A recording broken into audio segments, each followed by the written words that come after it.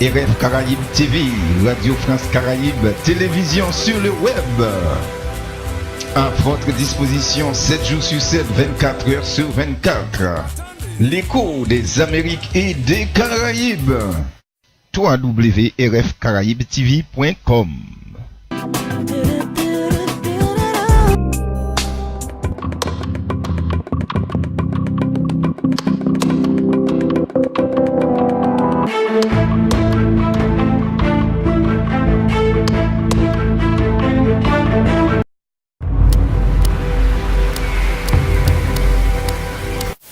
Bonjour à tous et à toutes, voici le journal de la semaine en provenance de Haïti, présenté par Louis Michelet sur Radio France Caraïbes et RF Caraïbes TV.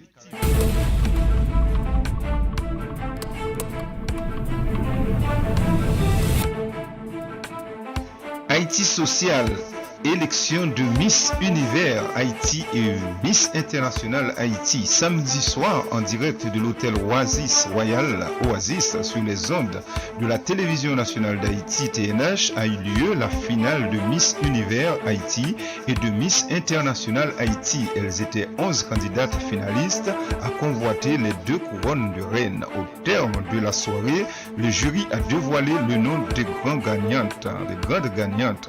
Raquel Pellissier élu Miss Univers Haïti 2016, Cassandre Joseph élu Miss International Haïti 2016, Armel Rose Williams élu première dauphine, Denoura Bien-Aimé élu deuxième dauphine et Pierry Ganaël Toussaint élu troisième dauphine. De plus, lors de la soirée, Dorothy Jean a reçu le titre de Miss Photogénique, Edith Elbrina de Miss Convivialité et Raquel Pellissier de Miss Populaire. Ces 2 nouvelles Miss rejoignent Susanna Samper qui a été élue le 13 août dernier Miss World Haïti 2016.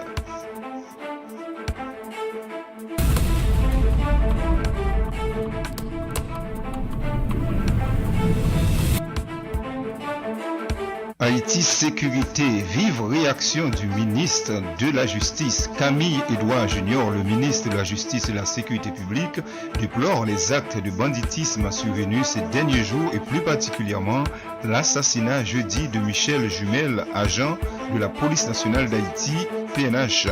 Le ministre présente ses sympathies aux parents du policier abattu et à toute la famille. Le ministre Edouard a déclaré avoir instruit le nouveau secrétaire d'État à la sécurité publique, l'ex-colonel Himmler Rebu, ainsi que le PNH à travailler de concert afin d'élaborer une stratégie de renforcement de la sécurité des agents de la police nationale. Il a également demandé au parquet et à la police de diligenter une enquête pour faire toute la lumière sur cet assassinat en vue d'appréhender les auteurs et co-auteurs pour les déférer par devant la justice pour qu'ils puissent répondre de leurs actes.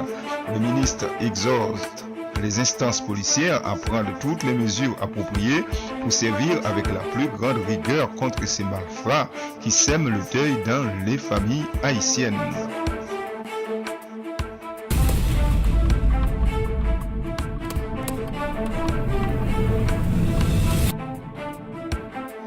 Haïti politique, la prochaine visite du nouveau chancelier dominicain Miguel Vargas Maldonado, le nouveau ministre dominicain des Affaires étrangères qui remplace dans le nouveau gouvernement Medina l'ancien chancelier Andrés Navarro, réalisera mardi 30 août sa première visite à l'étranger en Haïti où il rencontrera son homologue Pierrot Delienne afin de consolider les relations bilatérales. Nous allons avoir une rencontre d'ouverture, de salutation, une introduction pour réouvrir la porte des relations dominicano-haïtiennes, reprendre les accords et négociations, a précisé Hugo Beras, le directeur de communication de la chancellerie MIREX, ajoutant qu'il s'agit d'ouvrir avec le chancelier Delienne une passerelle directe entre les 2 chanceliers afin de faciliter les échanges d'informations entre les 2 pays, soulignant que cette visite de Maldonado en Haïti est un grand signal et le début des changements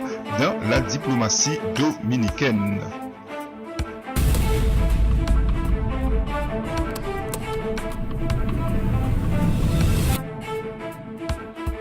Haïti économie, l'heure est grave. Transfert et système bancaire haïtien menacé. Vendredi, une importante rencontre à la Banque de la République d'Haïti, BRH, a réuni les présidents des deux chambres du Parlement, des membres de l'exécutif, les responsables des institutions bancaires en Haïti, l'état-major de la police nationale et les leaders économiques du secteur des affaires pour évaluer les risques encourus par l'économie haïtienne suite à la décision des autorités américaines de prendre des mesures sur tous les transferts d'argent entre les deux pays si un ensemble de mesures concrètes ne sont pas mises en place d'ici novembre prochain concernant la lutte contre le blanchiment d'argent.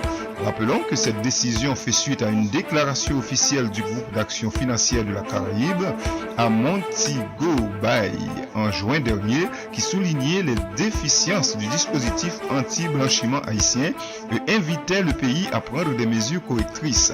Déclaration qui s'appuyait sur les conclusions d'une mission d'évaluation du JAFIC en Haïti qui avait constaté que le système financier haïtien se trouvait dans une situation très grave, notamment dans les échanges avec les banques correspondantes aux États-Unis.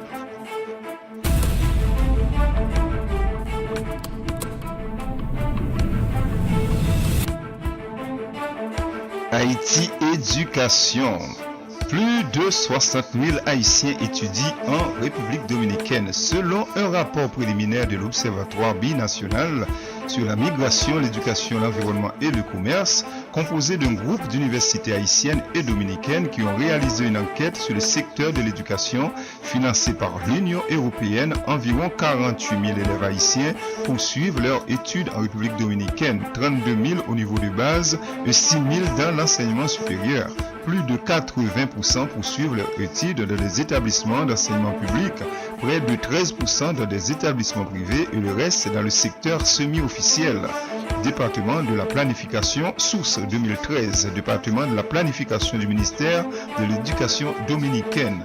De plus, il faut ajouter à ces 48 000 élèves plus de 12 000 étudiants haïtiens qui étudient dans 23 universités dominicaines publiques ou privées dans des filières telles que médecine, soins infirmiers, administration des affaires, relations internationales, ingénierie civile et tourisme, ministère de l'Éducation, source 2013, ministère de l'Éducation dominicaine.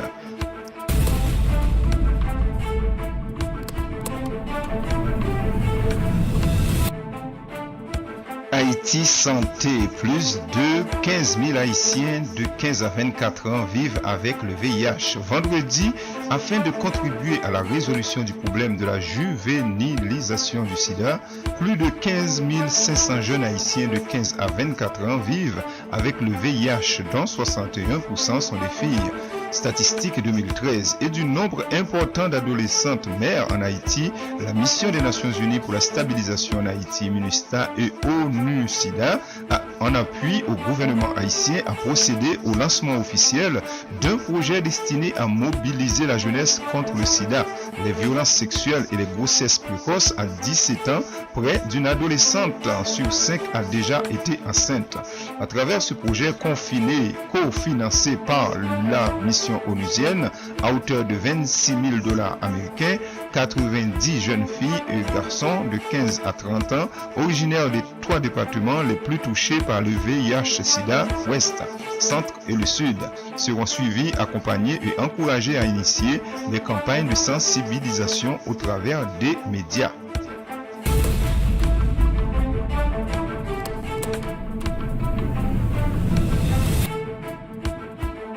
Haïti éducation, information importante, 550 millions de gourdes pour faciliter la rentrée des classes. Vendredi, à 10 jours de la rentrée des classes 2016-2017 fixée au 5 septembre prochain, les autorités du ministère de l'Éducation ont indiqué que tout était prêt pour accueillir les écoliers et les écolières et rappeler que le ministère disposait cette année d'une enveloppe de 550 millions de gourdes pour supporter les parents, un montant que le ministère reconnaît comme étant inférieur aux années antérieures, lançant un appel à la collaboration et la compréhension de tout un chacun pour une bonne rentrée scolaire. Répartition des 550 millions de gouttes, 550 millions de gouttes de subventions et de dotations pour les manuels scolaires, 17 millions de gouttes pour des mobiliers scolaires, 28 millions de gouttes pour des travaux de réhabilitation mineure dans des écoles publiques. Concernant la suppression des subventions des uniformes et des kits scolaires, le ministère a annoncé qu'il disposait un entrepôt environ 60 000 kits scolaires et des uniformes restants de la dernière rentrée scolaire qui seront distribués aux élèves les plus défavorisés des 2 premiers cycles du fondamental.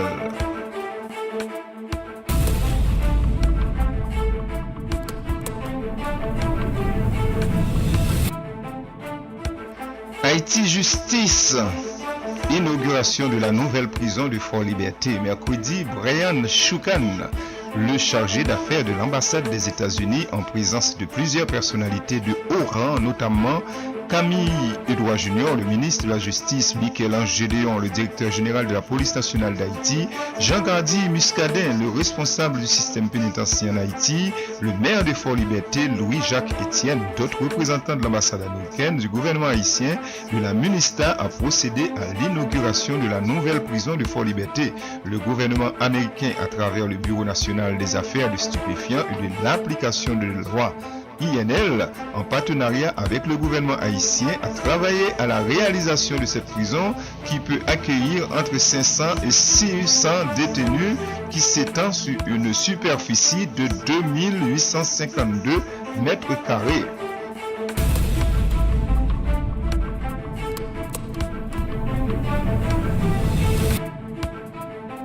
Haïti Sport.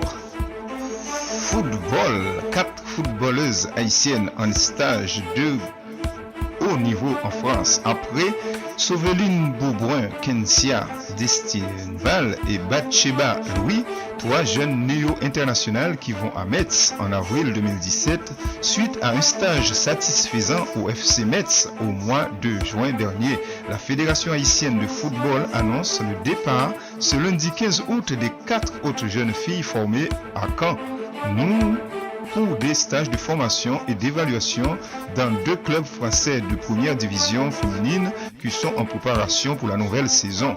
Nérilia Mondésir, déjà auréolée de plusieurs titres internationaux individuels, se rend à Montpellier Hérault dans l'Hérault et y restera une dizaine de jours, disputant pendant son séjour 2 matchs contre 2 équipes espagnoles féminines, le FC Barcelone et le FC Séville. Jennifer Limage, défenseur central. Fizeline Michel, milieu de terrain de Batsheba Louis, avant-centre, se rend à Angoulême, le club le plus ancien de capitaine, le club de l'ancien capitaine de l'équipe nationale des années 70, Claudel Legros, pour une dizaine de jours. Ces 2 clubs viennent d'accéder à l'élite du football féminin français pour la nouvelle saison. Nos joueuses ont travaillé dur tout l'été avec les coachs Jean-Hubert Anglade et James Morissette pour être au top. Et cela fait donc 7 jeunes footballeuses haïtiennes qui ont émergé du programme de développement du football féminin de la FRHF et qui vont peut-être franchir une étape importante de leur carrière.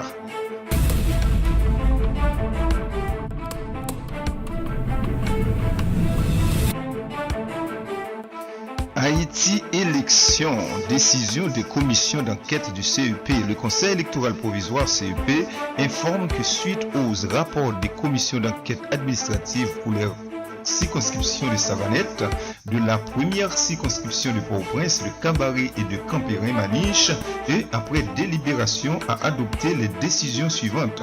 Circonscription de Savanette, le maintien des résultats du premier tour des législatives du 25 octobre 2015 pour la circonscription de Savanette et l'organisation du second tour entre les candidats Gerda Benjamin Bellevue et Dionois du Perme, suivant les recommandations de la commission d'enquête administrative. Par ailleurs, pour cette même circonscription, la direction des affaires juridiques a été instruite d'enclencher la procédure de dénonciation contre les nommés Landel Loredan, Rudy Belfort et Brejnev Dupernay, accusés de meurtre et d'actes de violence lors du scrutin du 9 août 2015.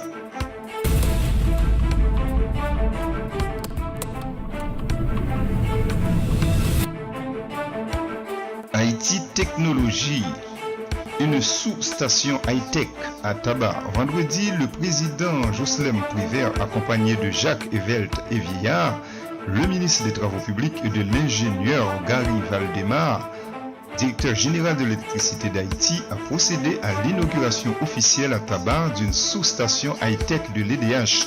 Cette sous-station marque l'entrée en service d'un important ouvrage de 115 000 kW doté de dernières technologies de pointe et dont l'objectif est d'assurer une meilleure distribution de puissance et d'énergie sur le réseau métropolitain en décongestionnant les sous-stations du Canapé Vert, de Delma, de Vareux et de la Croix des Missions.